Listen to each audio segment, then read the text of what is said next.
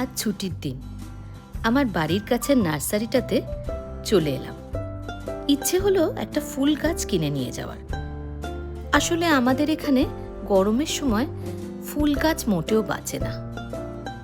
তাই এবার এই যে শীত শীত পড়ছে, আবহাওয়াটা ভালো হয়ে গেছে, ভাবলাম একটা ফুল গাছ নিয়ে যাই বাড়ির জন্য। এখানে যে মালি আছেন, ওনাকে জিজ্ঞাসা করলাম, কি গো, গরমকালটায় কোথায় ছিলে? ও বলল ও দেশে চলে গেছিল। এখানে তো কোনো সেরকম কাজ ছিল না, কারণ এখানে এত গরম পড়ে। এই যে দেখছেন, এত সুন্দর সবুজ গাছ, সুন্দর ফুল হয়ে আছে। গরমের সময় এগুলোর দিকে তাকালে মনটা খারাপ হয়ে যায়। আমি একটা ফুল গাছ পছন্দ করলাম আর নিলাম একটা তুলসী গাছ। এই দুটোকে নিয়ে বাড়ির দিকে রওনা হলাম।